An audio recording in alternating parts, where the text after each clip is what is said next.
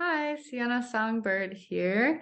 Got another awesome interview ready for you today of the Veteran Liver Flusher series. I hope you love it and make sure to subscribe for more awesome content about liver flushing. I am your liver, the largest organ inside you. I'm like a supercomputer of the body for all I do. Yes, well, welcome, Melissa. Welcome in from your sunbathing. Yes, We'll take it. We'll take anything we can get. Sun is such an amazing, important medicine. It really is. I'm obsessed with the sun. I use that vitamin D app, D Minder. Have you heard of it? No, but I'm gonna look into that. Yeah, it's this app where it's on the iPhone and you can just click and it once you put in like your vitamin D level from a blood test, like one date, you Mhm. put in all your other info and then it will tell you like what it thinks your vitamin D level is. And you can get 20,000 IU a day, but then it cuts you off like a bartender. And I need that because I'll just stay out there. And it's like, no, sorry, you've had enough D for today. And I'm like, what? No more. But it's good because otherwise I, get burned and stuff. So Wow, that's so awesome and funny. Well, welcome, Melissa. So glad to have you on the Veteran Liver Flush series.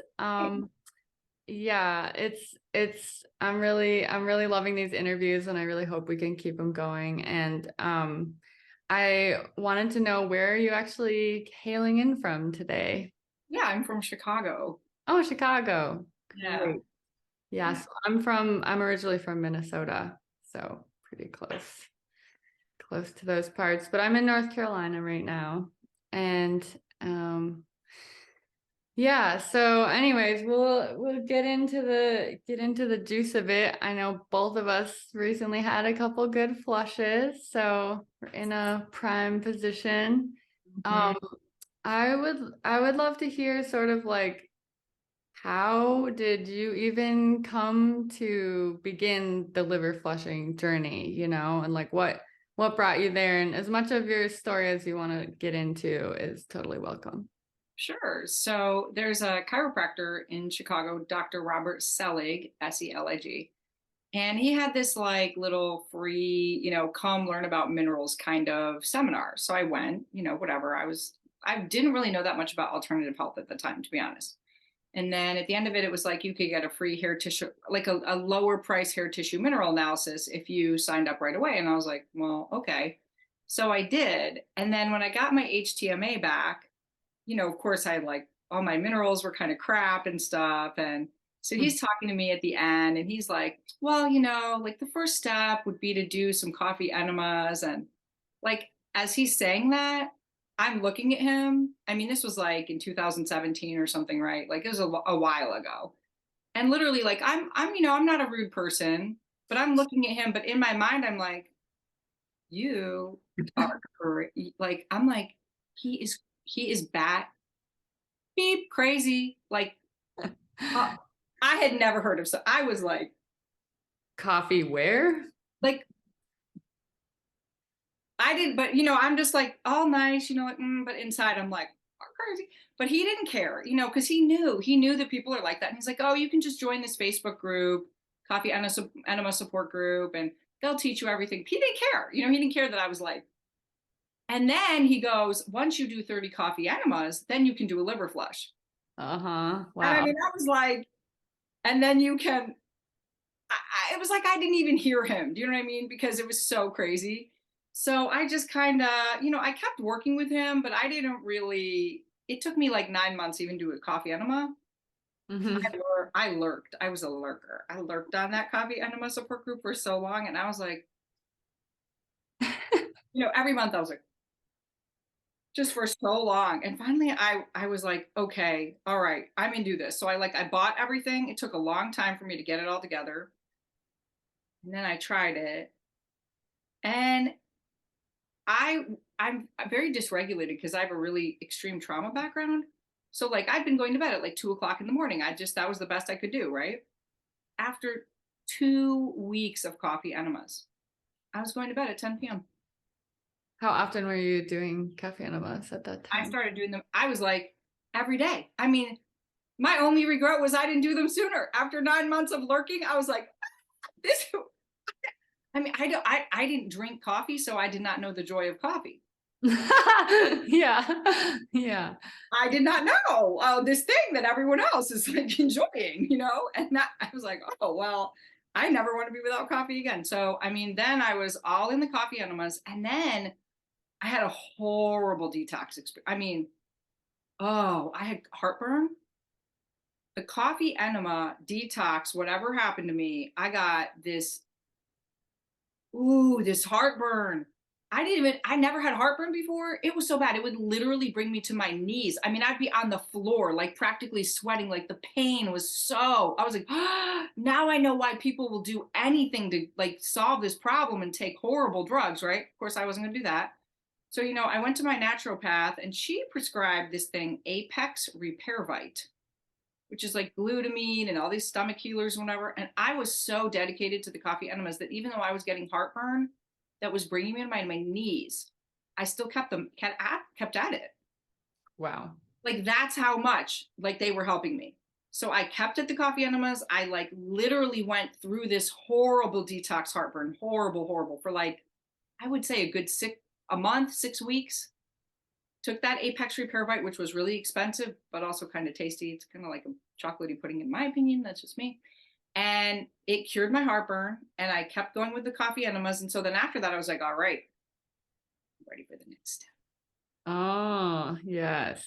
So I go to get a colonic because I have really bad constipation. And I knew I couldn't do, I read the book, the liver flush book by Andreas Moritz, and he said, you can't do liver flushing if you're constipated.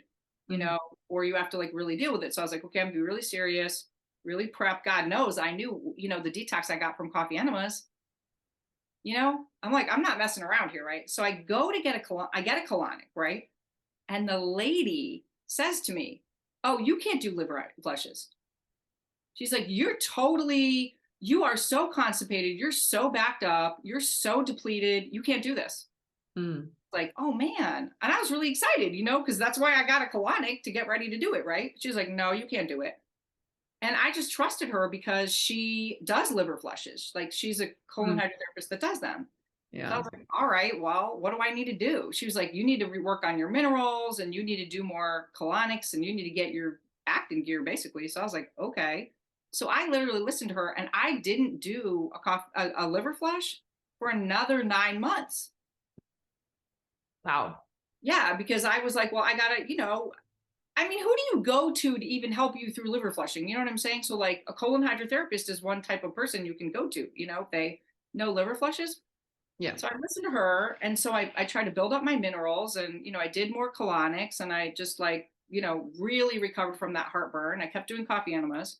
And then she finally said, okay, I think you're ready after about 9 months. So 8/1/18, August 1st, 2018, auspicious date, I did my first liver flush. Wow. Yeah. Wow. So yeah, you had it's like that chiropractor, he told you, he kind of prescribed you the thing and you were like, that's totally crazy. I didn't even hear that. But you did hear it and you followed his advice in that you did coffee enemas prior to getting into the liver flush. And then you also had someone else kind of, have you pause a little bit and get some of that more colon work done. Yeah. So, I mean, I have never thrown up. I never have had like really anything truly horrible happen in my liver flush journey. And I think part of it is because I really, really prepared well. And I love Dr. Selig's advice to do 30 coffee enemas before you do a liver flush. And did he explain anything about why that was his advice? I think because he was just saying, the liver flush is a really intense detox. So a coffee enema is just like a much gentler detox. So why not, like, if you are going to have some kind of detox reaction, why not have it with the coffee enemas first before the liver flush? Because I shudder to think if I got this horrible heartburn just from coffee enemas, what would have happened to me from a liver flush?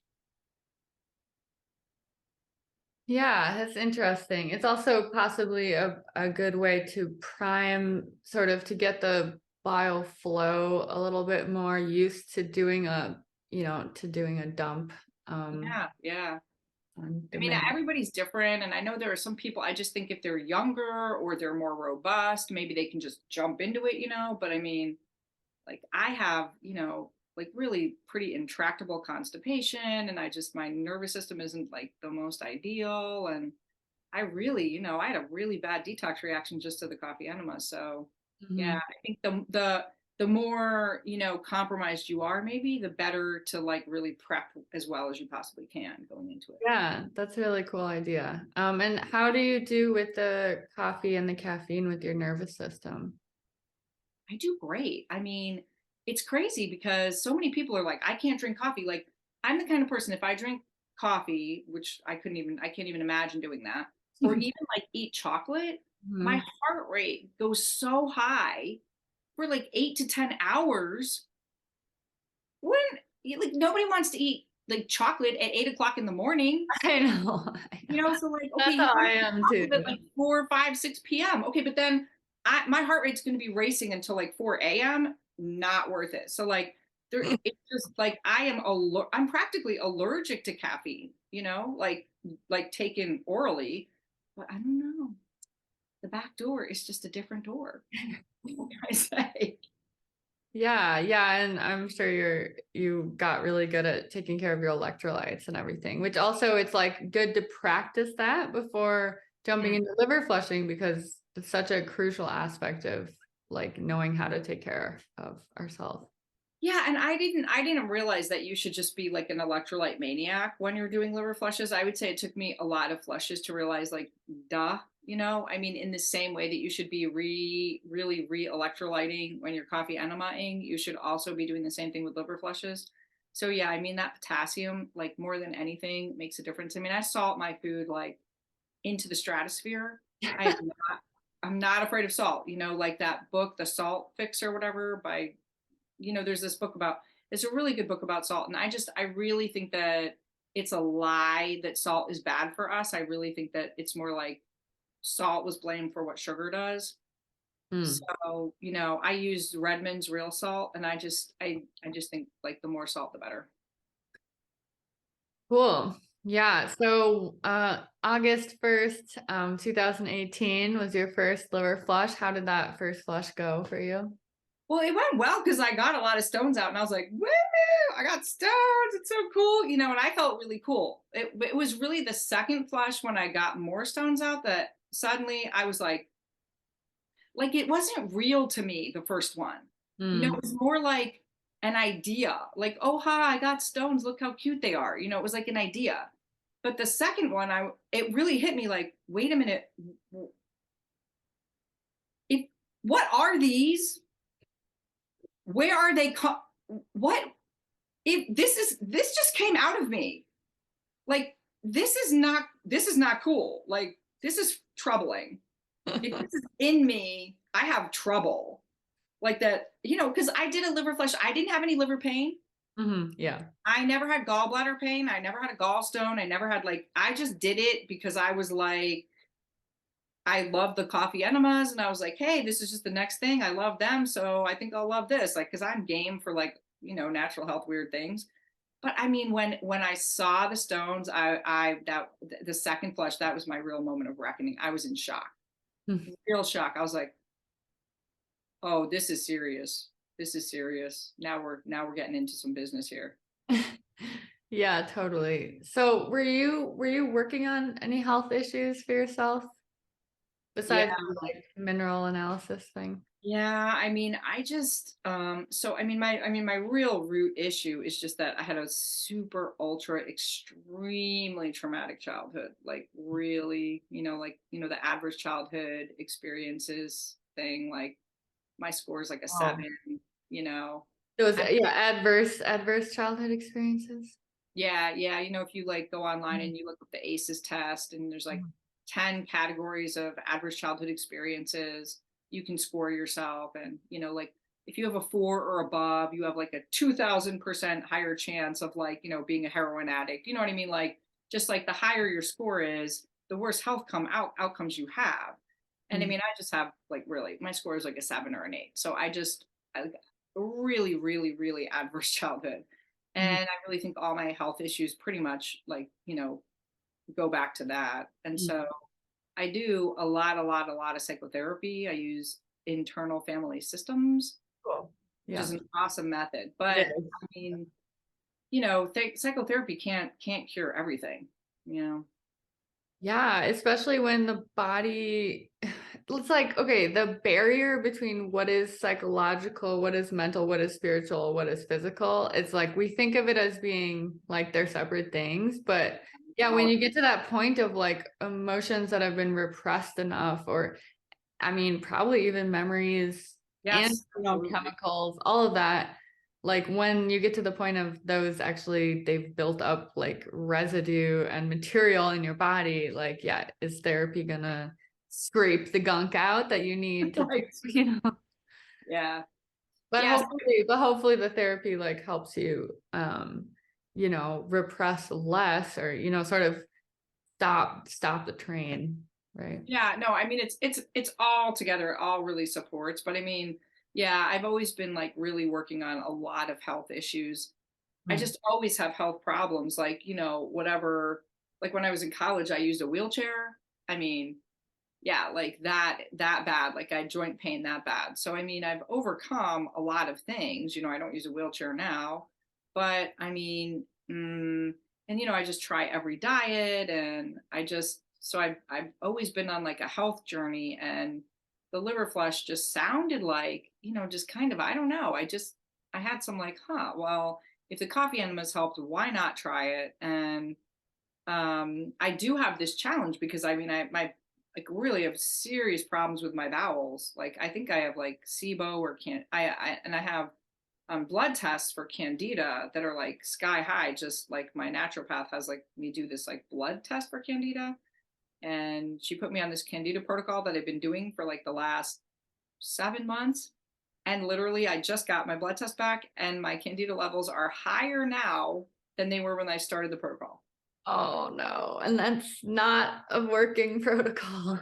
Yeah, I mean, like, so I'm like, you know, I'm really trying, but I really have challenges. So for me with the liver flushes, I really, just because of my like totally shut down like intestinal motility and all the gas that I have and all the problems, whatever the candida, like I have to get a colonic before and after every flush. I really can't do them without it. And you know, so it's for me, it's like a really serious investment. Yeah. But that's how much I believe in them. Wow. Yeah, that's really impressive. You're doing colonics before and after for each one. Yeah. Yeah, so was there a liver flush that you can remember early on in your journey that ever had like was there any one of those early ones that was like dramatic in affecting something for you? You know, one that I remember that's weird is I did it on a new moon and I didn't get any stones out, and I was really annoyed. And you know, everybody gets very, I think, like superstitious about what does or doesn't make a good flush. It's so hard to really tell because everyone's different. But this one flush, it was like my 11th or 12th flush. I got no stones out. I was so annoyed, but the color in my cheeks Mm. came, like, you know how you can be kind of pale and have no color in your cheeks, and then like that flush, I really noticed the color in my cheeks come back, and then it never went away. So like Wow. I didn't get any stones, but I really noticed that shift. It's just such a small little thing. Well, it's a small little thing, but I mean, the liver does show also in the skin, you know, and in the tone of the skin, you know, that's why like you get jaundiced and these awkward Yeah. colors. Yeah, so like just that simple sign of like kind of life force flushing back into your face. Yeah, yeah. Yeah, That- and it's just, I mean, it's so like people ask me, you know, like people on the liver flush group are like, because I've done 73 flushes, they're like, what? You know, how can you do so many flushes? But you've done more than me, right? no, Oh, how no. many have you done? I just did my 33rd flush. I mean, my numbers are a little bit there might be a little bit off because I had taken a break. And so the ones in the past, I kind of lost count. But yeah, I just did what I'm considering my 33rd flush. So I'm still a baby in the group. Yeah, but I feel, people are like, why do you keep doing them? What's the big, you know what I mean? Like, I do really think that you have to believe in the liver flush to like really be so committed, And I think nothing is more really motivating than Scott Sawyer's story. Mm. He's the founder of the liver flush group, and I don't know if you've read his story, but like he was like totally like on death's door. He was really, really, really, really sick, and he started doing liver flushes, and he just kept doing them and doing them and doing them, and he wasn't really seeing great results. And I mean, I think a lot of people read Andreas Moritz's books where he says, oh, you just need to do 12 liver flushes. Yeah. I was like, 12 is nothing. 12 is like, are you kidding me? Right. So, but Scott kept flushing. And on his 57th flush, he just had a total breakthrough. And now he has just totally regained his health. And so, I mean, I just think like he really harps on the idea that the liver is the absolute organ of detoxification for our body. And that if we really get our liver clean, all health will be restored to us. And I think that like mentally, if you believe in that, like, you can just keep going, even if your gains are like really, really incremental, which is definitely the case with me. Because I really, really believe the liver is the organ like that if it's just cleared, that all health will come from that. Yeah. Yeah, I mean, I really like this metaphor. I talk about a lot of the liver being like our filter, so it's like we have air filters or water filters, and it's like the liver. So that's why I also like to have that faith and trust that like if you show up to the work of like helping get this congestion out and helping clear up some space for the liver, it's like to have also that trust and that belief that like it's the liver, it's the body then that's going to like heal and rejuvenate. And like, so it's like you're restoring its ability to do what it's trying to do. And then, there's a delay in how that's going to like ripple out to like fully resolve things in your body. Right. So there's kind of like, you're doing the upfront, like scraping out work, but yeah, you can never really tell when what is going to come. It's quite mysterious, right? Like Such a mysterious process. That is one of the things about it that's kind of fun. It's like an adventure because you never know what is this flush going to be like.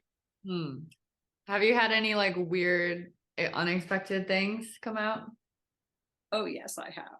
Oh, yes, I have. Oh my God. So the two times that are just like, what? Like, yeah, Was, mysterious. so in 2020, COVID came, and I thought my colon hydrotherapist closed her office. Now, unbeknownst to me, she had not. So, wow, sucks that I thought she closed it when she didn't. But whatever, that's how it is. So, like for about 4 months, when I thought everything was closed down, I just was like, well, I can't do a flush because I can't get a colonic. So finally I was like, dude, I don't know what I'm going to do. I just got to call her. And, she's like, oh, I didn't close. And I'm like, oh my God, okay, I'm coming in immediately. Right. So I go in and I do a flush, and that flush, like this, literally, it comes out of me. It's like a sack. It's like a sack. It's like this big. It's like 3 inches by 2 inches, a sack of stones, like inside of like a little cocoon. I'm like, what the 3 inches by 2 inches all congealed together? It was just like bizarre. I mean, Bizarre. Yeah, like some kind of other organ that just appeared outside of you. So bizarre. I mean, I was like, it was almost as if it was as if a sack of stones was inside of my gallbladder, like deciding to just annihilate my gallbladder. And then because of the flush, like, thank God, it just squirted like this whole sack of stones out. I mean, I just don't have any other explanation for it. It was so weird. And my colon hydrotherapist was like, you saved your gallbladder right there. Like, if those stones had congealed in your gallbladder, I shudder to think. I'm like, this is exactly why Moritz said, if you start flushing, do not stop flushing, because once you get the stones on the move, you got to keep moving them out. Mm. And my stones have always been on the move. Like, I've never really got hit in a patch I haven't like hit a very long patch where I haven't gotten any stones out at all. So when I don't flush now, like, I get congested and I really, like, weird things happen. So that was like come to Jesus moment where, like, I was like, okay, I'm not gonna stop flushing. Like, I'm very committed. I'm just gonna, they're on the move. Let's keep moving with them. Like, let's move along with this. So that was a really bizarre and insane flush. And then another flush, like, I don't know what happened to them in my colon, but it was like, might have been the next one or very, like, soon after that, like, because of all this congestion. I mean, I got one out, I swear on my life, because I took a picture of it. Like, it was this big. I mean, it could have been they all wadded up in my colon, but it was like that. It was like and it wouldn't fit through the colon tube. She was like, Melissa, you have to get off the table. And I'm like, what? She's like, no, it's something stuck in you. And I'm like, what? Oh. She's like, no, it's stuck. You have to go to the bathroom. So I go to the bathroom and pop. This thing just, like, pops out of me. I Wow. was like, oh my God. Oh my God. This is insane. So yeah, like, insane things can happen. There's no doubt. Yeah, yeah. I don't know if you ever saw that picture of me holding a stone that was like this, but some of the biggest things I had were clumps. They were Yeah, like, like, they're wadded together. yeah, but like That was what this huge. was. Yeah, Yeah, huge, and they feel like poop coming out. I mean, they're huge. I was like, I just gave birth to something right there. I know. Through your butt, for real. But so glad to get it out, right? Rather than, I mean, what? Yeah, but it is, yeah, pretty crazy that all of that is harbored up inside of our organ. It's No, I know. I mean, yeah, it's very strange. And I mean, I'm always trying to like come up with, like, a mental model to, like, understand, like, what's going on. But I think one of my mental models is just that, like, yeah, I do think we do keep creating stones. Like, I do, because I feel like the lighter colored or the greener ones may be newer, and then the browner. That's my theory. I don't know. What's your theory on the colors and how old things are?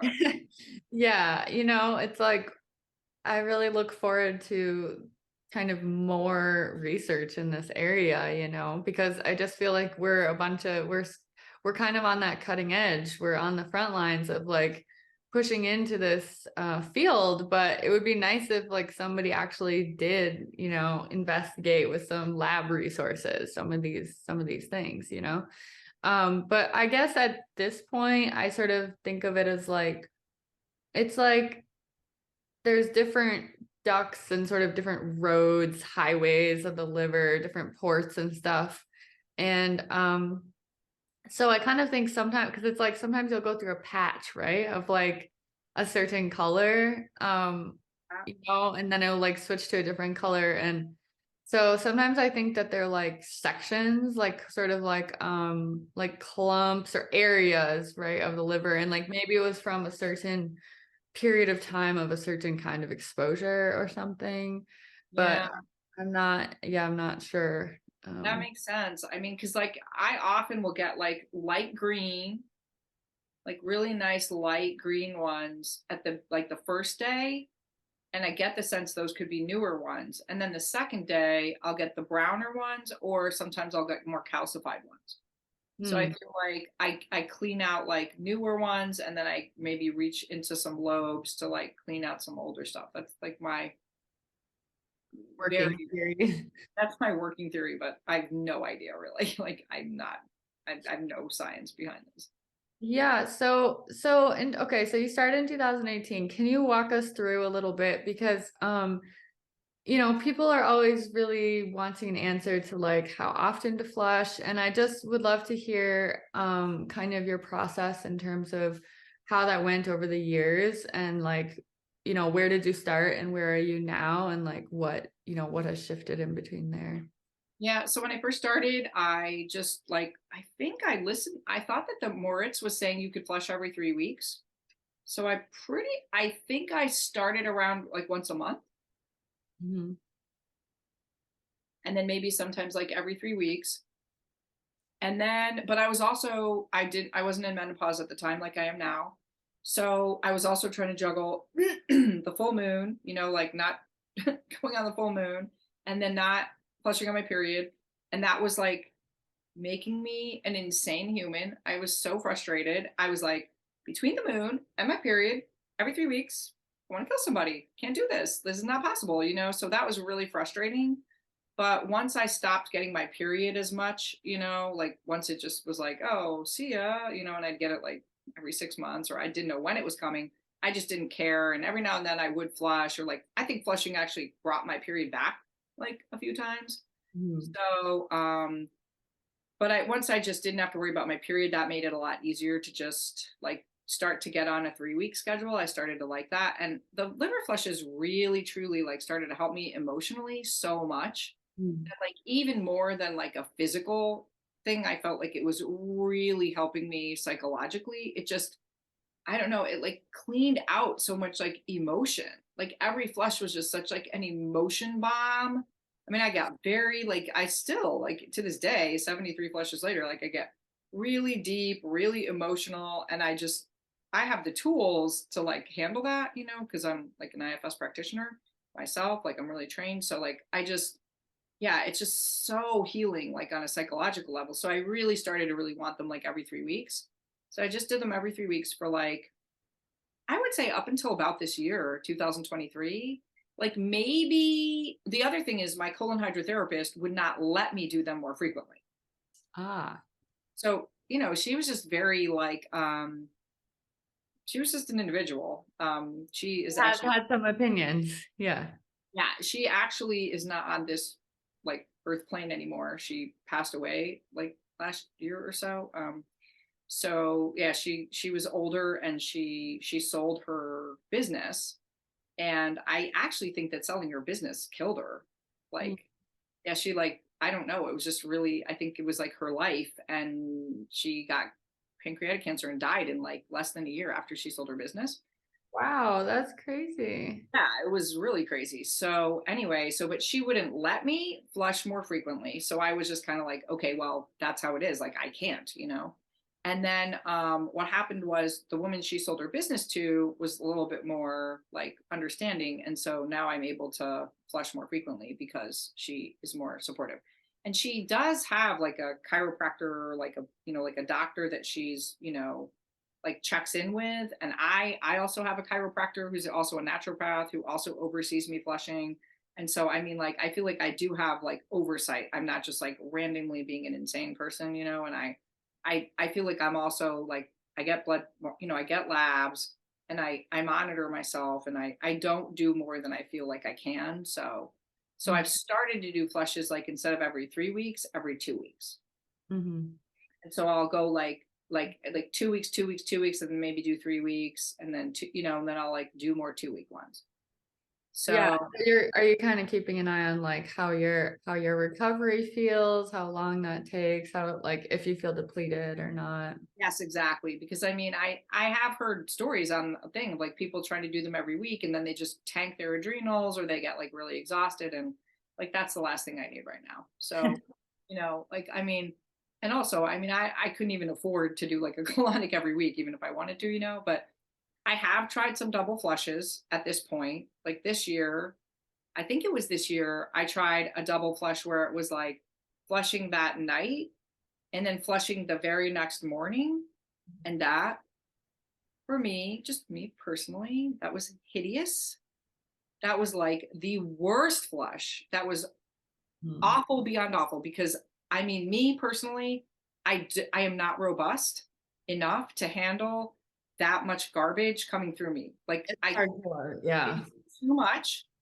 I was like running to the bathroom like literally every 20 minutes for like an entire day. I was ready to like Oh my God. I mean, like one of the things I love about flushing at night is like, okay, you feel gross, you feel stomach feels disgusting, but like I'm generally not running to the bathroom all night long. I can sleep through it. And then in the morning I can start passing stones. And then I do coffee enemas in the morning, I pass stones. And then, by the afternoon, I'm like more or less a human.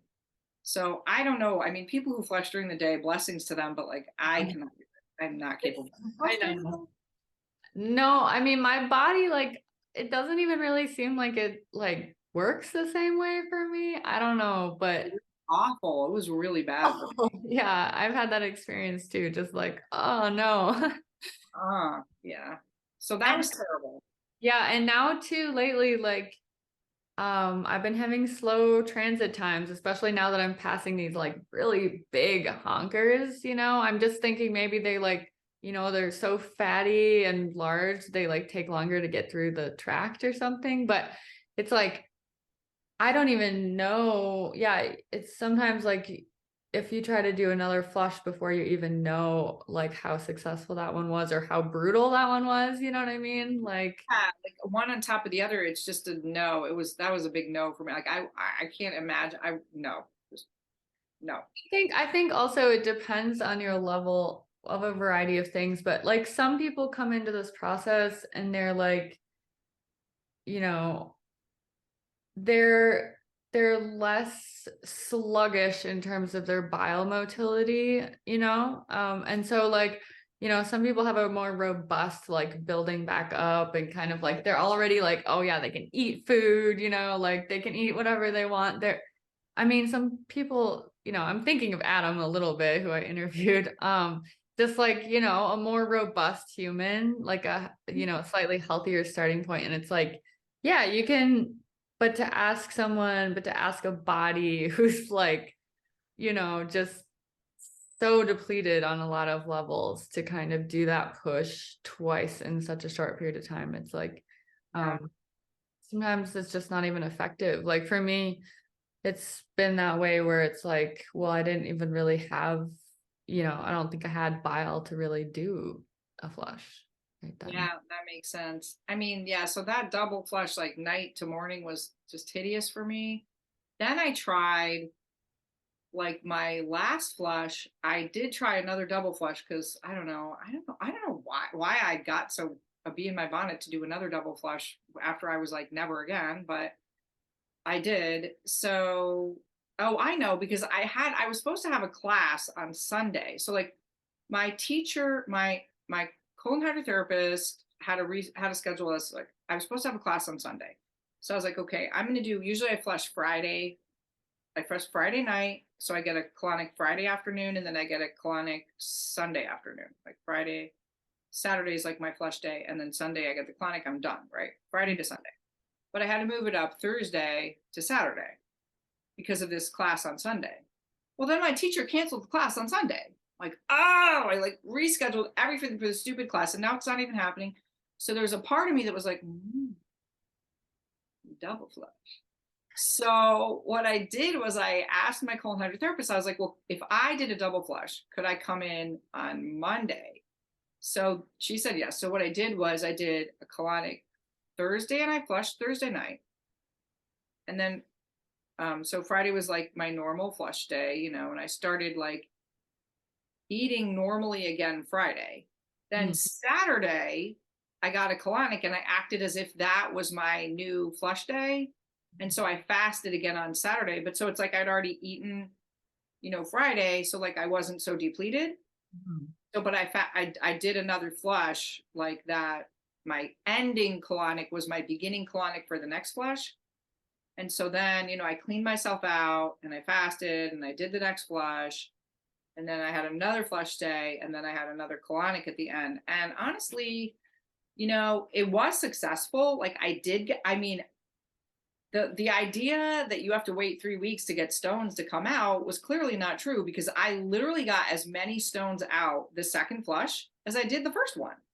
Mhm. And that was Thursday and then Saturday night, Thursday night and Saturday night. Yeah. I mean, I got like a big handful of stones both times. I was like, whoa. And I think part of the reason I wanted to do the double flush because I felt like my stones were just on the move. That's what I felt like. So I was like, I think they just more wanted to come out. And it was true. So I did it. But by the time I got to that third colonic, Yeah. no. I was like, I am so tired. I came home and I went to bed at like 5 o'clock and I slept. I was in bed for like almost 12 hours. It was just it was brutal. And I was like, I mean, I got stones out, but I just don't think that like the exhaustion was actually worth it. So I'm not gonna do that again. Yeah, it took you like some more days too to like come back, right? Fully come back. Yes, it was like just a rough. It was, that was too much also. So, I mean, I don't know why I have to keep noodling, but I am going to do another iteration of a double flush because whatever. And that's just going to be two flushes back to back 1 week apart. Okay, so you would flush on Friday and then flush the next Friday? Yeah. So my next flushes, which will be number 74 and then number 75, like next Friday and the next Friday after, I am actually going to try that because I can't leave it alone apparently. But Well, I mean, it's different than like trying to do the back-to-back thing.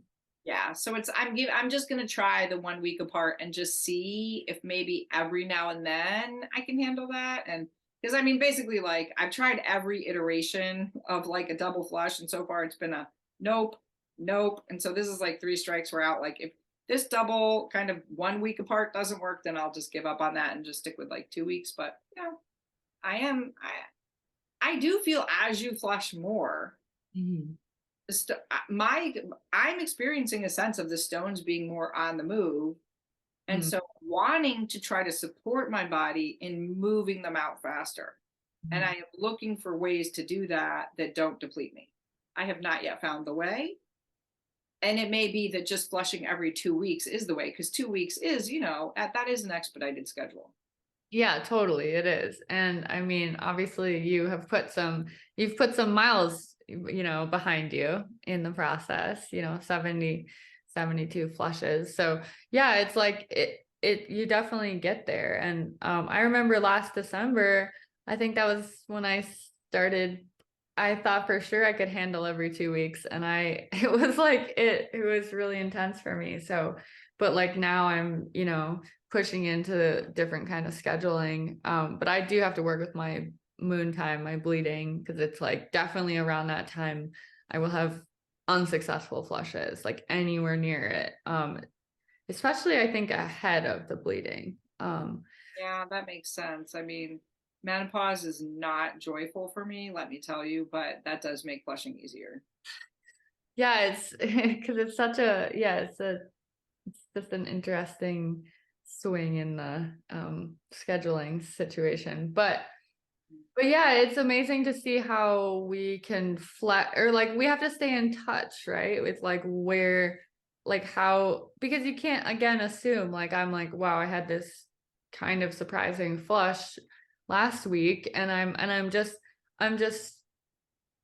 staying in touch with where I'm at to sort of see when is going to be a good time for my next flush, instead of having a schedule and like, kind of forcing myself to a certain schedule. I want to stay in touch with, because all flushes can be really different on the body. True. It's just so true. I mean, I have to schedule mine out a little bit because I have to schedule them with the colonics. Yeah. So it's like I try to do this dance where I try to stay in tune with ideas I have about like how frequently or when, but I still do have to schedule them out at least a week or two in advance so I can get the colonics. Yeah. Yeah, that makes sense. Yeah, you're working with someone else's schedule, but I'm glad you have a good relationship there and, somewhere dependable to go and working Yeah. out for your life. It's, I mean, if you do, have any constipation issues, like investing in the colonics can just be so amazing. And there are a lot of colon hydrotherapists out there who know about, about flushing. So then that's like another resource for people for sure. Yeah, that's great. Have you had any shift or change with your constipation improvement along the flushing journey? Yeah, I mean, it's hard to know because I do so many things, you know? I mean, oh my God. Like, so I'm really struggling with hot flashes. I cannot explain the level of torture that they are. It is so merciless. And it's so awful too, because I mean, I would say it probably one, not the only reason, but a reason I started doing liver flushes was because I was like, I want to get ahead of menopause. I Yeah. know it's coming, you know, I know it's coming. And so I want to like get my health on track. And so I literally was trying everything I could to get healthy before menopause. And literally, like, I failed. I just failed. Like, I 100% did not win the war.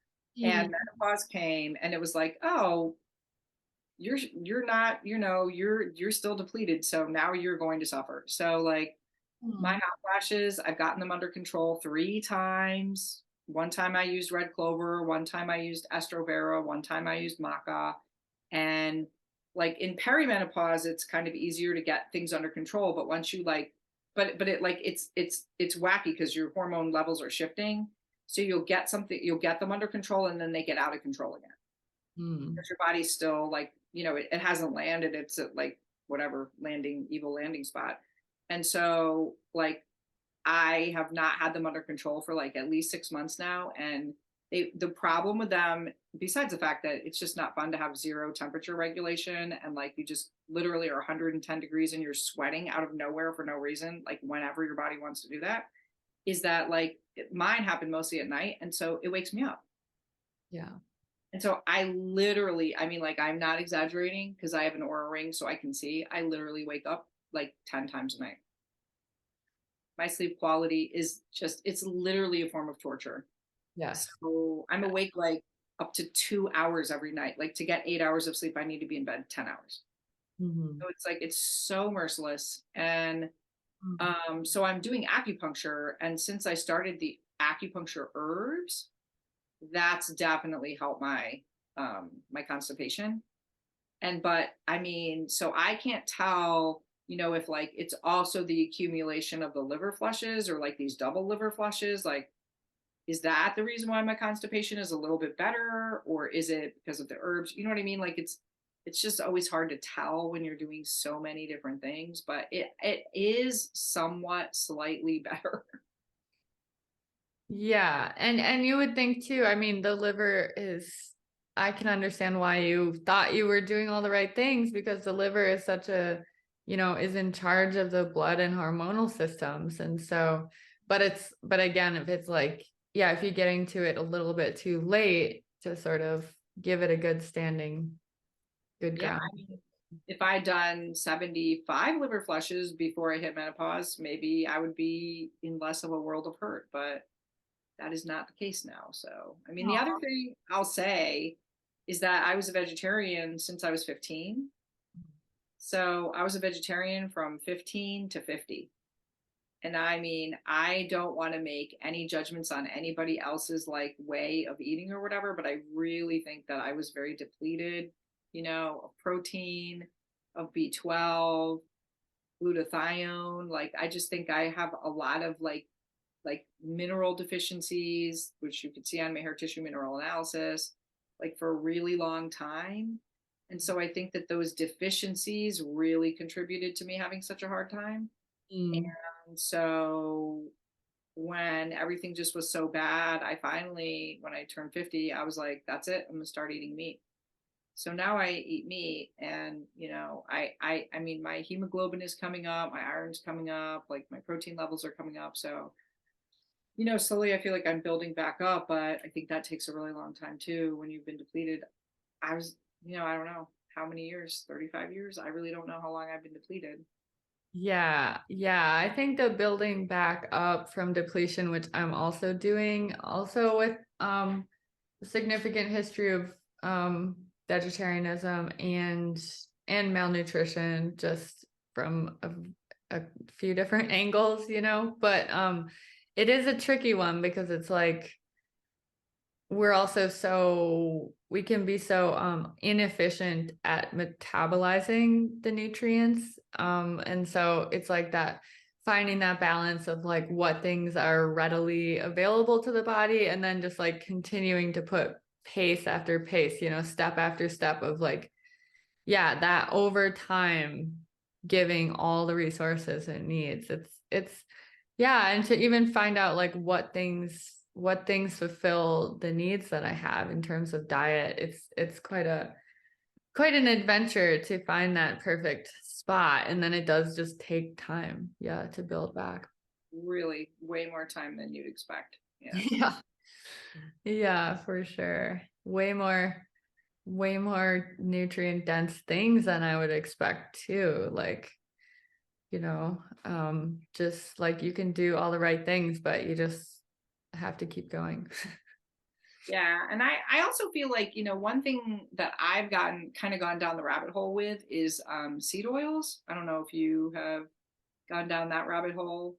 A bit, I definitely, yeah, I mean, they've been on my naughty list for like really, really long time, but then I think I'm not really big Instagrammer, but I started following Paul Saladino maybe like a year or so ago, and I do like his kind of like rants and shows on seed oils, and it's good to have more conviction, but I think yeah, like it's probably already been like 10 years since I've been pretty much off of them, or like Oh, lucky for you. That's awesome. I only quit seed oils like last year. oh wow. Yeah. Yeah. Yeah. So, I mean, I really have curiosity about like the liver and liver congestion and, how do seed oils like play a role in messing up our livers? Mhm. Because, that like, and also high fructose corn syrup and like, fructose, because obviously like non-alcoholic fatty liver disease is becoming more and more prevalent because people are eating fructose, which a lot of people don't understand that it's fructose is only processed by the liver, you know? So if you eat too much fructose, like I heard on a summit the other day, this guy goes, if you drink corn syrup, like you drink something, right? You will give yourself fatty liver for a day. If you eat it every day, you give yourself fatty liver for a week, then a month, then it's chronic. So Wow. it's just like when I think about like I was really a sugar addict in my 20s, 30s, like really like I had a serious like eating disorder of like binge eating sugary crap. Yeah. Like how much fructose I just like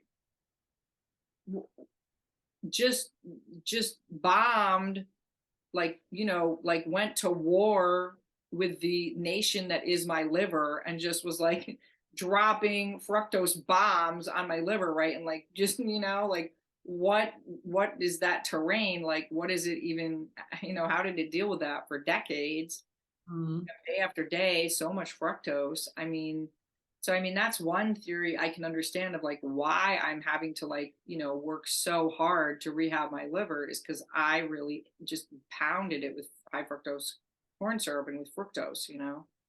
I mean, Yeah, that's interesting. It makes me kind of wonder, like, because I had some sugar issues and some, and overeating itself can contribute to like there being too high of a burden for the liver. So it like has to put things away kind of. But I'd be mm, curious because I like haven't really been imagining that what I was consuming was high fructose corn syrup, but it's probably in places that I'm not totally aware of. But like, was that soda being a part of it, or were there other things that you're like, I can identify that as there's corn syrup? no, I was never really big into soda actually, so it was more like if I eat fruit, I overeat fruit to the extent because I'm just like, I think I'm in like the top 2% of like sugar addiction. Like I'm so addictive. Like if I eat one cherry, then I want to eat 5 bags of cherries. Or like if I eat one like little square of a watermelon, it's like, I don't know. It's like, it's just, I become like, then I eat the entire watermelon. Like, so I cannot stop. I just, I just love that you tried to claim being in the top 1% of sugar addiction. I mean, that's yeah, that like what I'm hearing you say is there's compulsion there. It's like it kind of takes over. It's just, I'm telling you, I mean, it's like I am like those mouse world, studies where they say that like if part of the issue with addiction is that there's no like if you put mice in like a happy mouse land where they have all fun mouse games and mouse friends and mouse happiness, like they could have heroin in their little rat cage or whatever, but they don't take it because they have happiness. But if they're just like desolate, then they'll, what else are they going to do? And I mean, like the desolation that's been inside of me just because of, my trauma is so hardcore that I don't know. It's like as much therapy. I mean, like I do like 2 hours of psychotherapy on myself a day. Okay. Like my whole life is organized around therapy. Like I am very committed, but I mean, I'm just dealing with a Mount Everest of trauma. So I'm like, okay, let me like climb that Mount Everest. But like, I cannot put, sugar in my like Mount Everest backpack because I will not get up the mountain. I mean, I'll just sit there eating all the watermelon all day. So yeah, so I mean, like whether the fructose was extra fruit or like I went on a kombucha kick where like all I did was like drink like 4 cans of kombucha a night, I mean, like I'll do that. Or like, oh, not kombucha, oh, like fruit juice, that's healthy. No, fruit juice has like 64 grams, you know what I mean, of fructose in like a bottle, like, and I drink like 200 grams worth of fructose, from fruit juice. I mean, like you name it, I'll do it. And Mhm. then previous to that, I mean, I was just eating like sad standard American like crap, Oreos or whatever. I mean, like Candy. serious garbage. Like I would go to Sweet Mandy B's in Chicago. It's like this bakery where it's like sugar is practically dripping off the ceiling and just buy anything. You know what my favorite thing was chocolate chip cookies with buttercream frosting, like a sandwich cookie. Mm. Just eat that for dinner. I mean, so we're talking massive of liver abuse here. Yeah. Massive abuse. Yeah, well, this is really important, really, really good to cover because people don't, whatever, fatty liver, alcoholic liver, like people aren't thinking, oh, juice, kombucha, you know, tons of fruit or like all of these confections and the sugar addictions that are just like, off the charts, super rampant. And one of the crazy things is like the biggest addictions we have in this country and probably world is like there are things that we don't talk about them as like being problems, like caffeine for one, sugar, alcohol even. Like they don't make the list really of Yeah, yeah. Because if it's not heroin or it's not drugs, the hard drugs, then you're good, And like, I mean, I never drank. I'm not a drinker, right? But well, if you're as sensitive as you are to sugar, which is how I am too, the alcohol is like not different, but it's like even more scary. It's like yeah, it's a similar pathway, it seems like for me. it is because it's metabolized by the liver and it destroys your liver. So whether you're shredding your liver with alcohol or sugar, But I mean, alcohol is sugar. Like yeah, alcohol yeah, is like a simple, it's a different version of a sugar, but it's basically a simple sugar. So like I think that's part of why I had alcohol issues. Like, and it was compulsive in the same way that sugar was for me. I think that there's like similar like pancreatic and liver pathways. yeah, that makes sense. I mean, I never did the alcohol because I mean, with my addiction tendencies, I can't imagine. I would just be probably in the gutter somewhere right now. So Yeah. Well, I'm happy to hear and happy for you that you have wrangled your sugar, wrangled the sugar thing because that is something honestly that a lot of people just don't turn their attention to, but it's like it's like it sounds like it was kind of extreme enough or in your face enough at a certain point that it showed up as something for you to address. well, actually, I mean, to be really honest, like 20 years ago, my sugar compulsion was so extreme. It was really an eating disorder, binge eating disorder. Mm. And that's when I started IFS with an IFS therapist. And IFS was actually developed with people with eating disorders. Oh, wow. I didn't know Yeah. that. And so it's like mind-breakingly effective for eating disorders. It's just, Wow. I can't even, it's like astonishing. I went in there like, because eating disorders have one of the highest rates of death of any mental illness. Like Wow. it's scary. It's actually really scary. And I got to the point where I was like, I think I could die from this. Like Mm. this is really, really scaring me. So I go into therapy with this woman, Susan Mason. She's an IFS therapist. And I start seeing her. And in 3 months, 3 months of IFS, I am cured of my binge eating disorder. 3 months. Wow. Wow. Wow. That's amazing. I know. I mean, like, I still have, like, I'm still addicted to sugar, but I'm not eating it to the point where I'm throwing up or I'm, on the toilet. Like, I'm getting sick. Like, literally, really, she saved my life, I think. Yeah, it was amazing. Wow. Yeah, that's really good to know because it seems, I mean, of course, it's hard to even get to the point of, asking for treatment, but then to kind of know what's effective for this is also hard.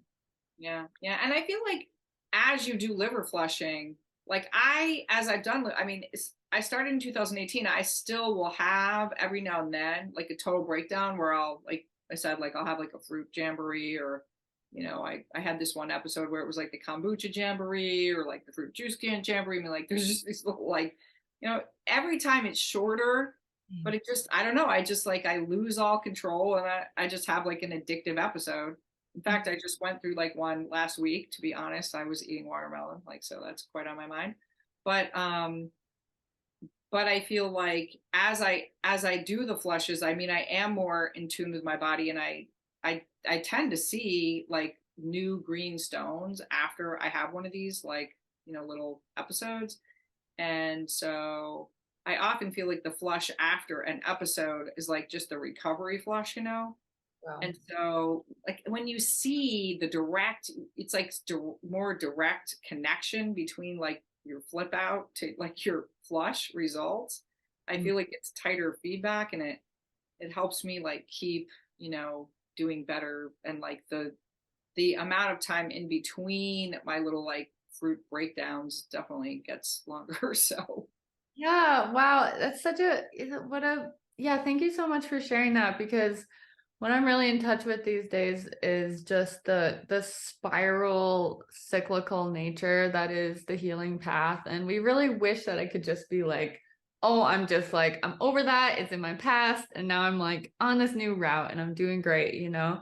But it's like you said, it's like we're getting the lessons in a way that's like, even if we're just getting like a bite more of the lesson, like getting a little bit closer to tasting it enough to understand what the wave of that substance does for us. Because, well, this is a principle that I learned from tribes in South America, but this principle of like dieta, of where you go into some, you intake of some, you imbibe of something and then you abstain from something.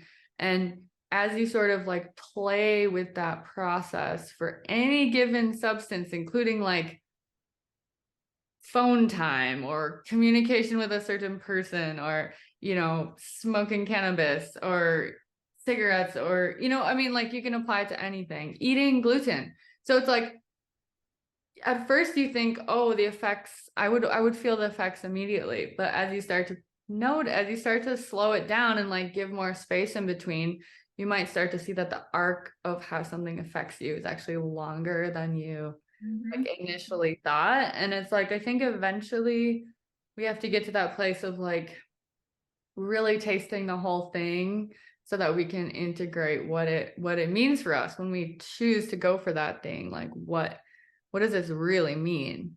I could not agree more. Yeah. Because it's like, and it feel like it takes many iterations for me to really get it. Like I knew I shouldn't eat the grapes in particular because they're so sugary. They're like just fructose bombs, you know.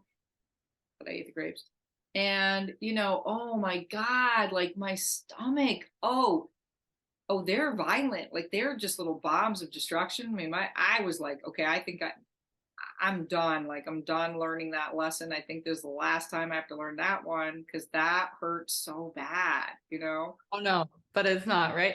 And that, sorry, I'm just laughing so hard because I have this story. I mean, I have grapes. I have like a really strong relationship with grapes, and I'm like, I sit on the ground. Like, anyways, I'm not gonna get into that one, but melons, I have this thing.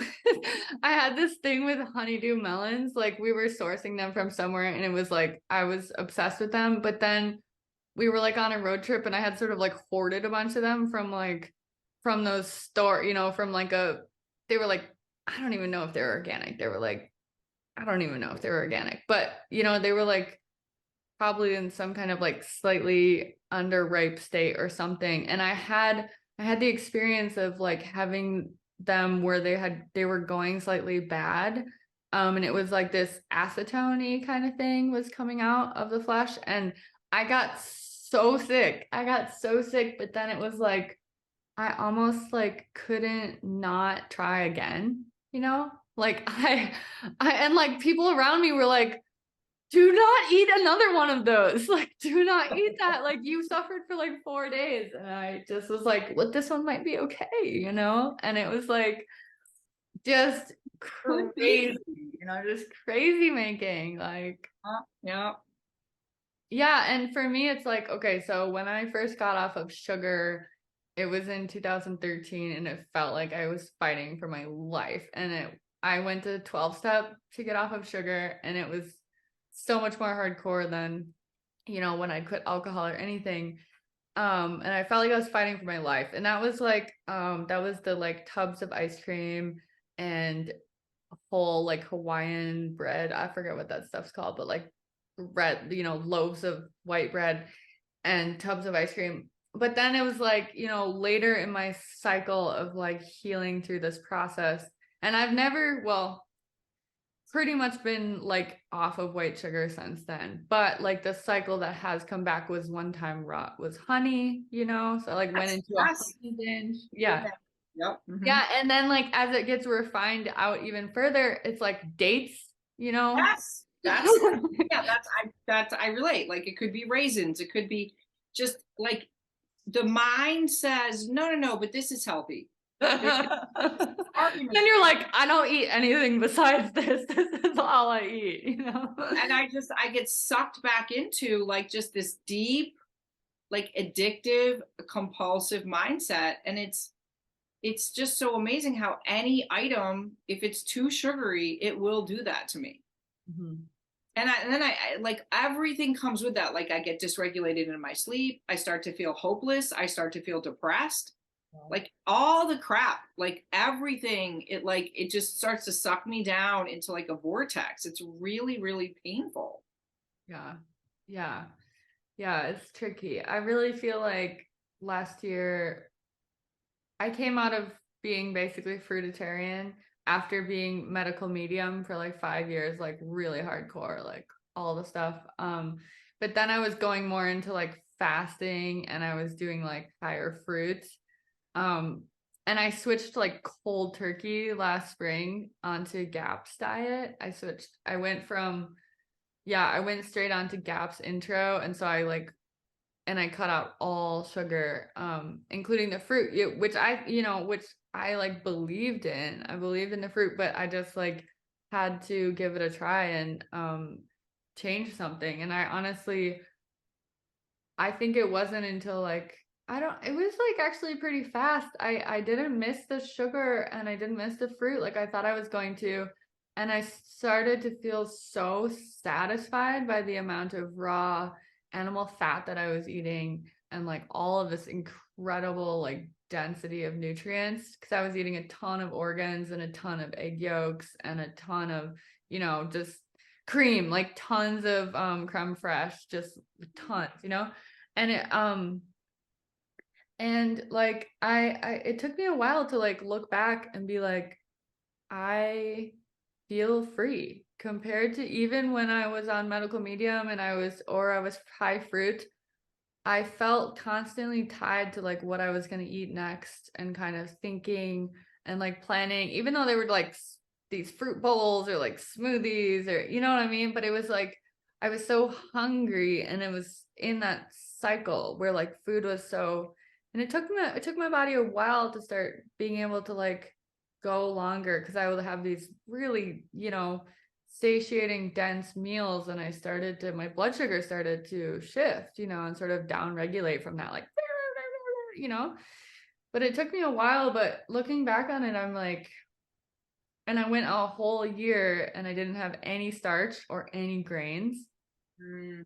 And then I reintroduced my my friend had wanted to get fermented rye bread from a friend who bakes it, really good stuff. And I started eating some because she was, and it was in the house, and it took like 2 days. And then I was like, oh, I'm gonna make some apricot marmalade from these dried apricots because that's all there is in the freezer. And I'm gonna like, I think this bread needs marmalade. And then it was like 2 days later, all I want to eat is bread, you know, and marmalade on it or like some kind of crazy stuff, even though I was having tons of butter and tons of cheese on it. But I was like, wait, wait, wait. And I caught it and I was like, that little devil of like, I was like, I know that mindset and I'm enjoying feeling more free than that. And, you know, and so I was just like, this isn't the direction I want to go. And I could feel already my body started changing really fast too. And I was just like, this is not worth it for me. Like having tasted freedom. Yeah, yeah. I so feel you because I mean, once I really stopped being a vegetarian and I started getting some more nutrient dense and fats, saturated fat in my diet, you know, like oh, beef, tallow, you know, just like more eggs, like grass fed, grass finished, non corn, non soy eggs. I mean, once I got like that heavier food in my diet, it was the same thing. I was like, I've been so hungry. And Mm, that is not a way to live. mm, And when you really like eating the fat and eating the meat and just being satiated and then being like calm, it's so relieving. Yeah, it's just like I agree. It's a feeling of freedom. mm, Yeah, and then you can fast. You're just not like always thinking about I'm starving. I'm tied to like when's my next meal. I'm thinking about that next, you know, watermelon, whatever. Like, you know, I don't think about food when I'm not eating. Yeah. Yeah. Amazing. Well, it's cool to go down that rabbit hole with you and find some common ground. Yeah. And I'm sure some of our listeners can relate with us and laughing too, through some of that. Although, I mean, it is a horrible feeling to be locked into sugar. I mean, yeah, there's like really some of the most horrible times of my life. They're sort of in that short leash. Yeah, and it just the amount of problems that it causes me so quickly is amazing. Like I start to get joint pain, and then my electrolytes start to get way off, and I start to get like cramps in my legs. Wow. You know, I mean, so it's like it's pretty fast that you know I feel it within a week. Like, oh, my body's like, okay, why are you murdering me? And I start to feel depressed, hopeless. It's just not worth it. Yeah. Wow.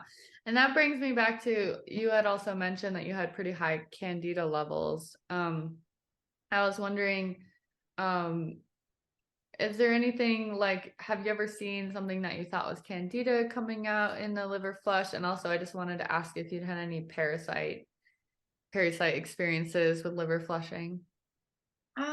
You know, I do think I see like kind of candida-y stuff coming out, but I don't think the liver flushes has made a dent in my candida, you know. So I don't, for me personally, I do not hold out hope that liver flushes are necessarily the solution to the candida. I don't know about other people, but I feel like maybe I just need to find another candida protocol. I know Elizabeth Wells had candida, Mm. Yeah, but really bad. Mhm. yeah, I mean, maybe I should look into like what she did for it. Yeah, because I'm kind of at a loss with it now. But in terms of parasites, I so far 73 flushes, I have never seen a fluke, so I'm grateful. I mean, I know plenty of people see flukes, and believe me, I look at all the pictures in the liver flush group, and I know what a fluke looks like, and I would know if I had flukes, and I've not seen a fluke.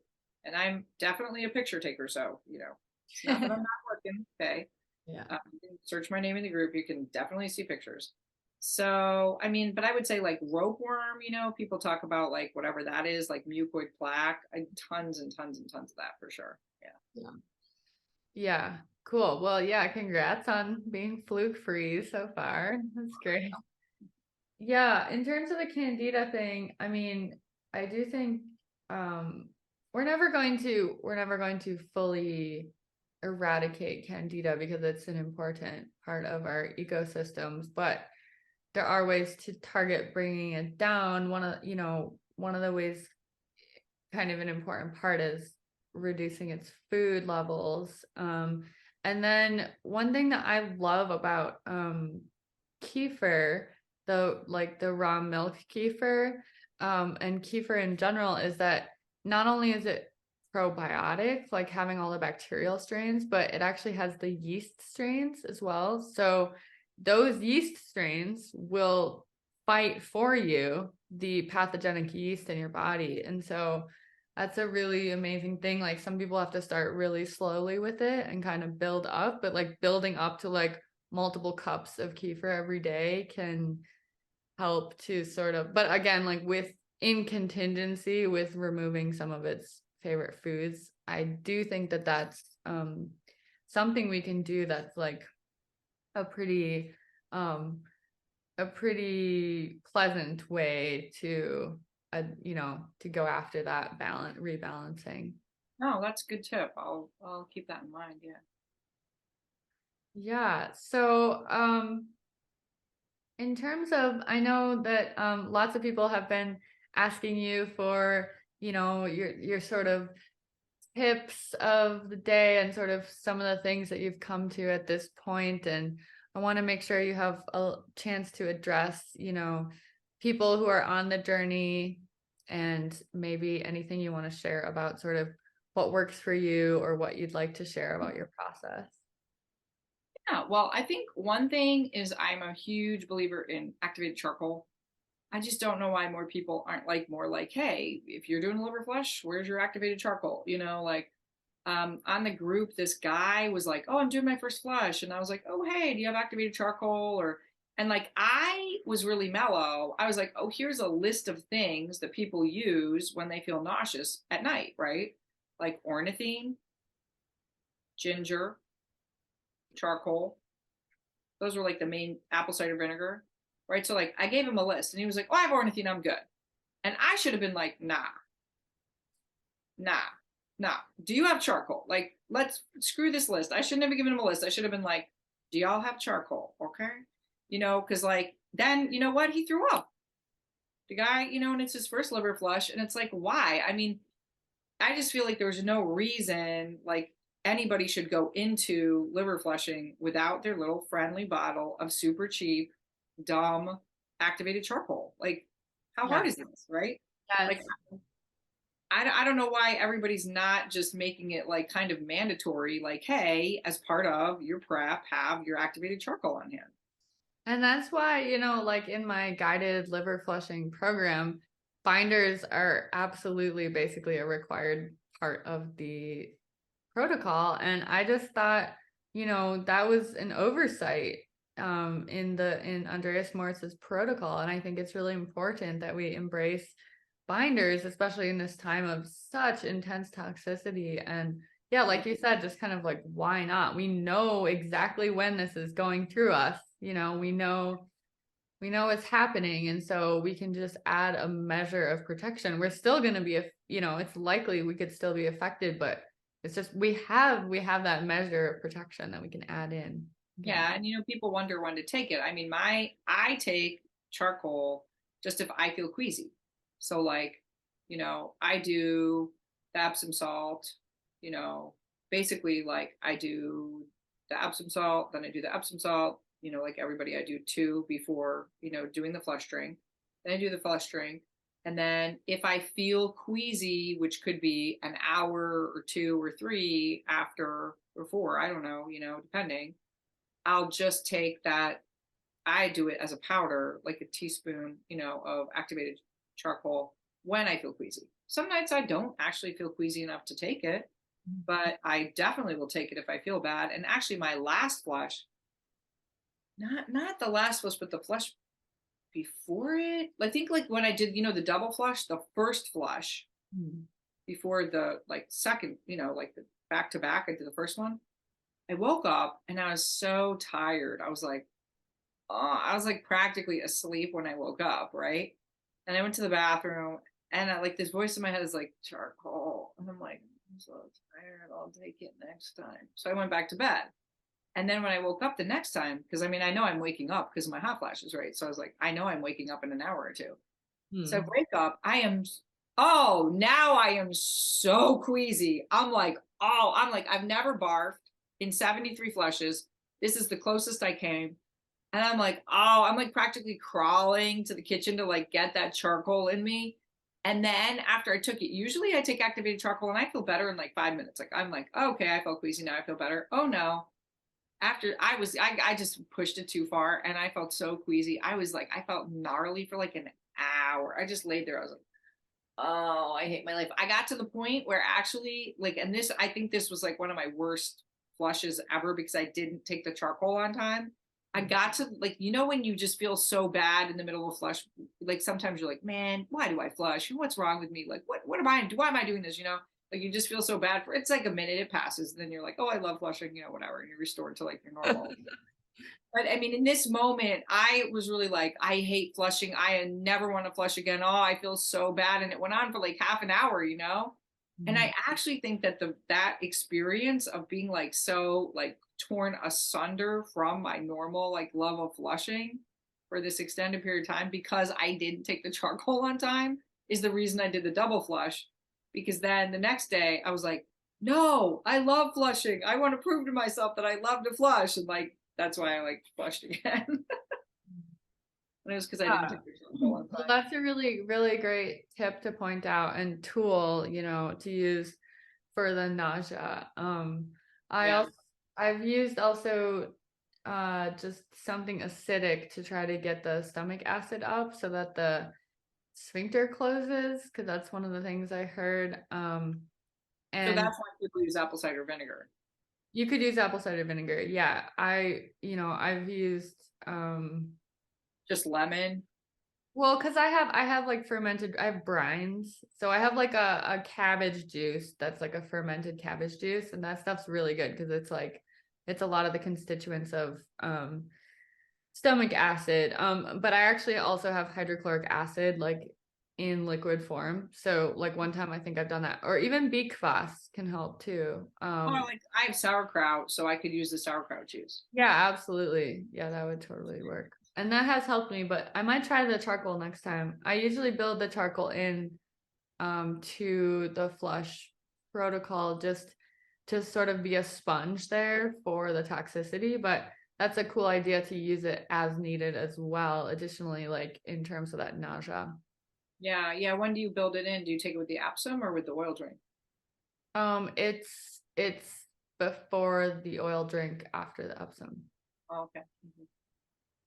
And then like some people also like the next day is a good time for binders. And even if it's really strong and you can tell, like you might even want to keep binders going for, even a few days, a week. Yeah. I'm on binders all the time also. So, but there are different ones. You don't want to take activated charcoal all the time. No. Yeah. I'm really on an as needed basis with that. But, I think this last flush, I actually took ornithine, as I recall. I think I took it with my second Epsom salt. Yeah. So I think I added that in. Interesting. Yeah. But I meddled with things really, like I'm really playing around. I'm like, I think, like as you just flush, I just think there's no end to like, creativity and exploration and learning. I mean, I'm definitely don't feel like I'm anywhere near like done figuring out how to flush, because So I got a new acupuncturist because of my hot flashes, but it turns out she only sees people Thursday, Friday, Saturday.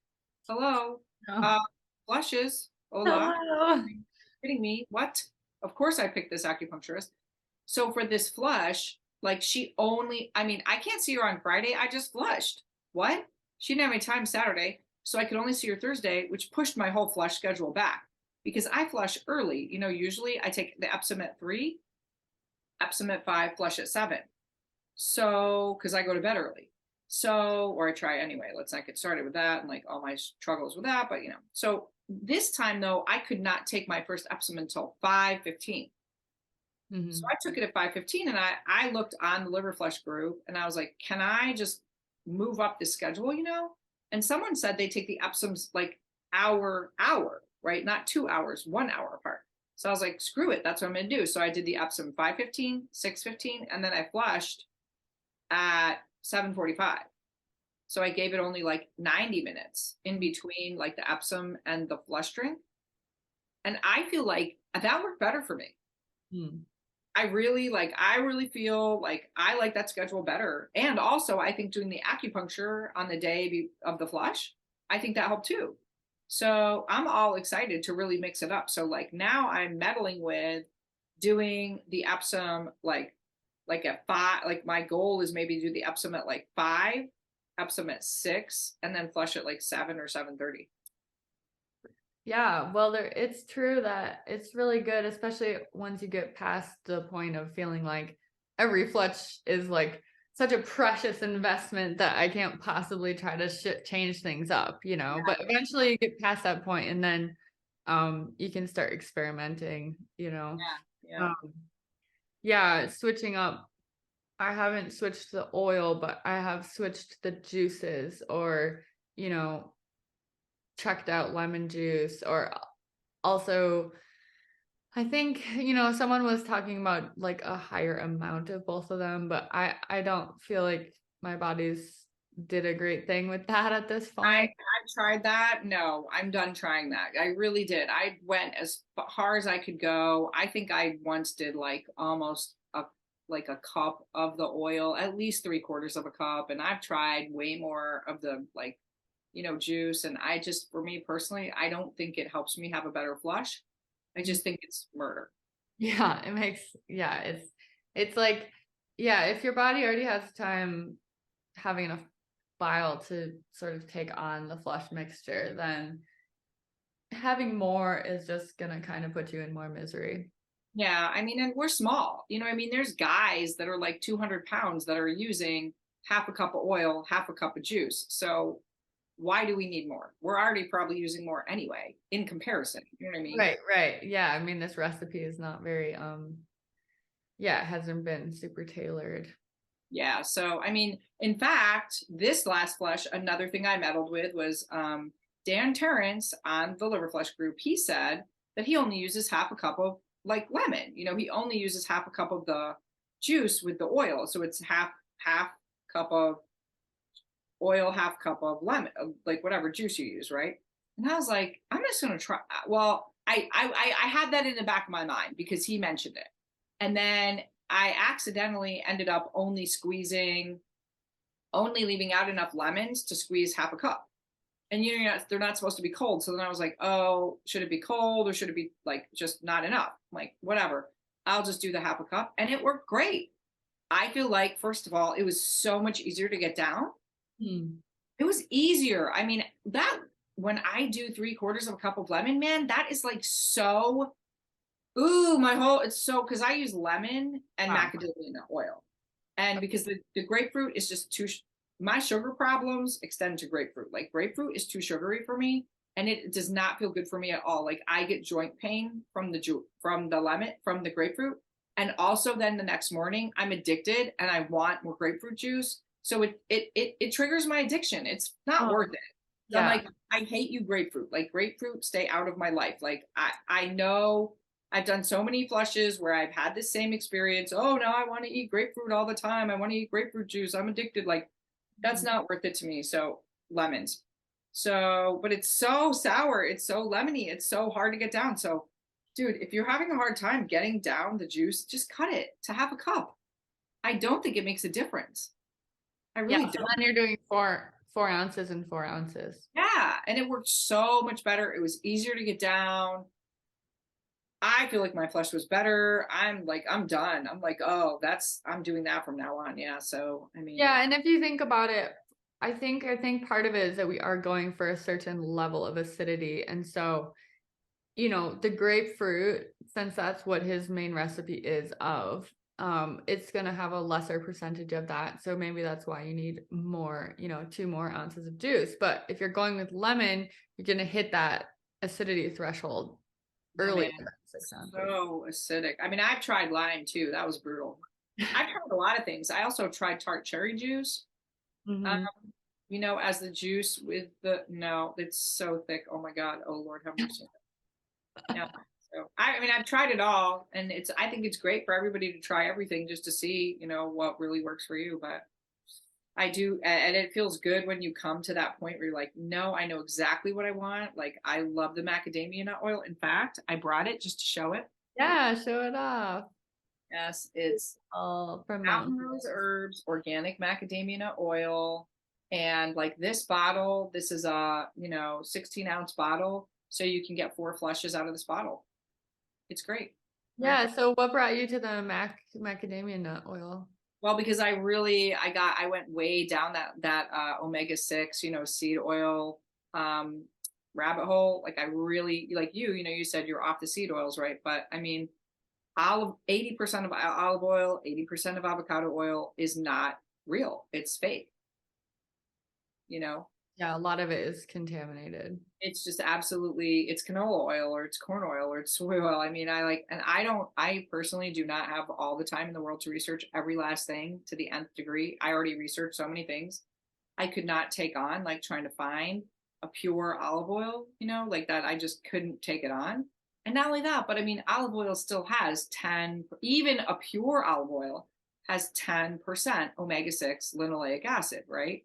And I am trying to be ancestral and I'm trying to only like have like 2 or 3% linoleic acid, which macadamia nut oil is more like 2 or 3%. So it's just so much less considering how much you're drinking. I don't want to be slathering all that omega-6 into my, like all my membranes of my body. And also, I mean, coming back to where we started, like I love being in the sun. And seed oils are the top reason you burn for sunburn, And so, like, now that I've been off seed oils for a year, like, I can be out in the sun as long as I want and not get burned, And it's like so great. So, it's another reason to use the macadamia nut oil is that way I know I'm like continuing to like, up my like sun tolerance as well. So it just really makes sense. And it's also really light. Like macadamia nut oil is a very light oil. And a lot of people, they're like, when I drink the oil, it's just so heavy and it's so like cloying and thick and it's hard to get it down. A lot of people don't like to drink it, and I mean, I never really hated the taste because I think like olive oil and the grapefruit kind of tasted like sherbet to me. Like personally, I was like, this is delicious, but partly it was my sugar addiction to the grapefruit juice, So like, whatever, that's just me. But I mean, if you need something lighter, macadamia nut oil is so light and it's just really easier to get down. So, all those reasons. Yeah, that's an interesting thing to try.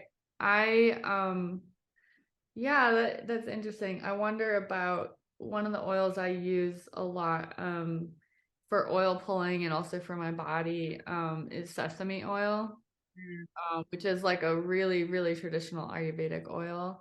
And also, yeah, I think this is another good place to experiment on. And I once saw someone asking about like, can I use bacon grease for my oil thing, or something like that. And because there's some oils, some fats are harder because they're solid at room temperature. So that just makes it a lot harder. But I do think it's kind of a neat idea to play around with it. And Yeah. yeah, good sell. And thank you for sharing. And it's nice that you have found, something that works for you. I did notice that there was an olive oil from somewhere, and I was like, I'm not doing this one. Like there's a certain olive oil that I've been feeling pretty good about. But then someone bought us like one from Costco, and I was like, I'm not consuming this. Didn't feel Yeah. anything. Yeah, I mean, yeah, and not everybody has to be down the little like acid rabbit hole either, you know. So I mean, it's just, you know, if you are, then it's just nice that macadamia nut oil exists and it's easy to get it from Mountain Rose Herbs. You just have to order it a little ahead of time because it takes a little while to get it. Yeah, it takes a while to get stuff from them. Yeah, another one interesting to try would be ghee, but I haven't heard a lot of people doing that. But again, Yeah. you have to melt it, Hmm. see how that goes. But yeah, that's kind of opening. I haven't really been trying to experiment with the oil, but now I kind of want to. Well, I'm obsessed with macadamia nut oil, so you know, Oh, well, you totally I'm made not gonna lie that it is pricey, but I feel like if you're gonna invest in your health, then you know, I mean, I think it might be like maybe like $16 for like 4 ounces. So, you know, it's not cheap. Like, okay, but I mean, one flush, $16, that's not the end of the world. yeah. Yeah, well, I like that. I like that, like we have these guidelines, but we're in an era where we're also trying to find what works for us, and we're a different generation, and we're just gonna keep kind of finessing and finding what we can do, and experimenting and having people try things is how we're going to sort of break the frontiers and find out new information, and keep 100%. Yeah. because it's like pioneering information, but that was a long time ago. And we need to keep moving forward too. Yep. Yep. Yeah. Yeah. Cause I mean, back in the day, I don't think there was much research on omega-6, linoleic acids. People may not have known that, you know, olive oil is adulterated, you know, that information probably wasn't around. So yeah. Yeah, it's definitely a tricky environment regarding some of those things. Um, so well, this has been super lovely and awesome. But definitely before we wrap up, I'd love to invite you, like, say someone is listening, that's basically a lurker, they've been in the groups. I don't know, what would you say to someone who hasn't gotten started yet, but is interested in liver flushing? Honestly, I mean, I did so well the way I did it. Me personally, right? Like doing the coffee enemas before the liver flush. You know, for people who are like worried, they're like, well, what if I have a huge detox reaction? Or what if like I can't handle weird things like coming out of my butt, you know? Or like, I mean, it's good to know how to do an enema in order to clean yourself out, right? Like if you're not going to get colonics, right? You should still probably be doing some enemas to clean yourself out, right? Mhm. So, you know, learning how to do a coffee enema and going through the process of doing them and detoxing just as like your friendly neighborhood way of easing yourself into the liver flush. I mean that's what I did. That's what Dr. Selig said to do, and I did really well with that. So that would be my advice. Yeah, cool. If you can stomach the information of the coffee enema, then yeah, that's what works for you, is kind of to sort of work up to the liver flush. Yeah, yeah. I mean, I mean, it was like baby steps, and it took me literally almost 2 years, right, to flush because I was a lurker on the coffee enemas for 9 months. Then I started them. Then I was finally like worked my confidence up to go get a colonic, which was like, just what am I doing? Oh my God, you know, I've never done one before. Then she told me to wait another 9 months, you know. So I mean, like, you know, if you're afraid, honor. I'm all about honoring yourself, never blasting past your concerns, right? I'm not going to tell somebody like, who knows why that fear is coming up for you? Like, you know what I mean? Mhm. There could be a really valid reason that fear is coming up for you. I don't know, but why don't you honor it? Why don't you work with it? Why don't you, you know, like in IFS, we talk to the parts of us like we talk to ourselves basically, you know. So like this part that's like saying I'm afraid to flush, well, what would it be like if you could just talk to that part and be like, oh well, what are you really concerned about, and like address those concerns directly, Mhm. because it might have real wisdom to tell you. Maybe it is like, well, I'm afraid it'll be too much detox. Maybe you're right, so then start slowly. or maybe get a naturopath or a chiropractor, or, if you're worried, like, I just am really worried about this process and I feel like I want supervision, like, there are people out there that really can actually help you in real life. There are naturopaths, there are chiropractors. Did you get the Andreas Moritz book? Definitely read the book. I mean, I read the book. The book is really, really helpful. And lurk on the Liver Flush group. I mean, watch these videos, right? There's more information coming out. And so, like, the more you educate yourself, like, it's not like, as opposed to educating yourself so that parts of you can like dominate other parts and be like, see, it's okay, let's do it. Why not just be loving and be like, let me develop and, create a nexus of information that will support me in doing this weirdo thing. It is fringe. There are not, like, if something goes wrong, it would be good to have places to go. Like when I talked to my chiropractor, right, I told her what I was going to do. She said, oh yeah, I did that in chiropractor school or naturopathic school. Like, she had done a liver flush, right? She knew what I'm talking about. And what she said to me, which is good advice, is don't do it when you're out of town. Right?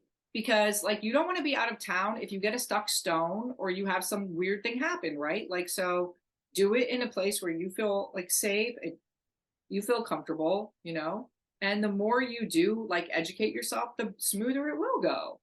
Because it is a little bit of a roll of the dice. You never really know exactly what's going to happen.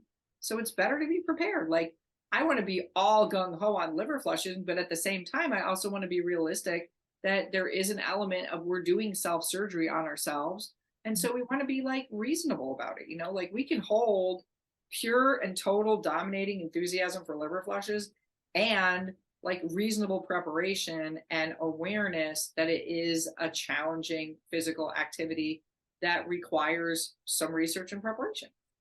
Yeah, absolutely. Taking it seriously and also taking the parts of you seriously that are having concerns. That's really, yeah, it's really great advice. And it's a much more integrating approach than trying to just bully yourself into it. Yeah. And I didn't do it that way. It really took me a long time to get into it. And as a result, I really have just had this fabulous, loving, positive, like, I've been doing it for 5 years.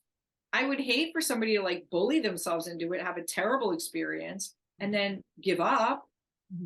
Like, what a bummer, what a missed opportunity. I'd rather like slow and steady wins the race. I'd rather be the tortoise about liver flushing than the hare. yeah, it makes sense. And this is also why, why I decided to develop a sort of guided step-by-step program, and with a community that meets every other week, live together. It was meeting weekly for the first 6 months, but just to kind of have that for those who want to do it, they want more support than just the book, It's such a good idea, Sienna. It's such a good idea. It's like, praise you for doing it. It's so excellent. Yeah, thank you. It's and like, as I've gotten more into it, it's like I also decided to make it, I decided to make it sort of indefinite access, because again, seeing the long-term journey of this. So I'm like, just come. The coaching and support is available. Just come. The community is available. We're going to demystify these topics. We're going to see each other. We're going to talk to each other. We're going to talk through it. And you can just keep coming back, and like, whatever comes up, because you never know, 3 flushes down the line, you might have something surprising happening that then you want to check in with someone about, or bring it to the group. And yeah, I really think I would never ever be at Flush 75 without the liver flush group online. There's no way. Yeah, There's no way. Yeah, it's so important for us to have community. Yeah. So, well, it's so good to bring some of that community out of the screen. Well, actually, you're still in the screen, but I feel like you're more in the flesh for me, Yeah, thank you so much for making this time and, like giving up your sunny afternoon to be on the little Zoom square. Yeah, no, it's been super good to chat with you. And is there any sort of shout out to your social media or anything, or your IFS stuff that you want to give, that people could find you or could follow you or see some of your story? Yeah, I have my website is just melissalifecoach.com. Pretty easy, one L, two S's. And I also offer some really like kind of mystically like accessing your higher guidance groups called the Deep Magic Group. And that website is deepmagicgroup.com. Deepmagicgroup.com. Sounds Yeah. intriguing. Yes. Well, I love that you're doing the IFS work. It's I'm like I always kind of want to get more into it. I am working, there's a variety of therapy modalities kind of that are parts related that I'm engaged with right now, but I also just love the conversation and I always want more exposure to that. So I'm just really glad that you're doing that work and that it's helped you so much. And I'm sorry that you have such a heavy burden, in this lifetime, especially in the trauma area. But I see that you are just facing it with such, with such determination and like, it's like your eyes are on the light, your eyes are on the light in front of you. And it's really beautiful to, yeah, just that dedication and bravery to go in, to go into those dark places and to learn to integrate yourself and wrap up and take care of all your parts. It's really, really important and amazing work. And thank you so much for doing that, not just for you, but for your lineages and all of our lineages and the collective, because at this time, I think that facing and processing our collective trauma might be pretty much the most important thing we could be doing. Thank you. I really am receiving that. And I agree with you. I agree. I really think that if we all do our work, we can make it the world we really want it to be. Yeah.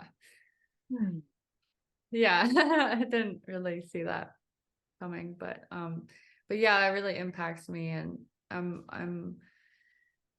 it's being really called up into my face to face a lot of the things that I haven't wanted to. And I just think that's part of what's happening right now. If if people are ready to show up for that. So, and it's such hard work. And so, yeah, I want to say thank you. Yeah, and I honestly think that I really, from my lived experience, I really believe liver flushes can be a great support in that journey.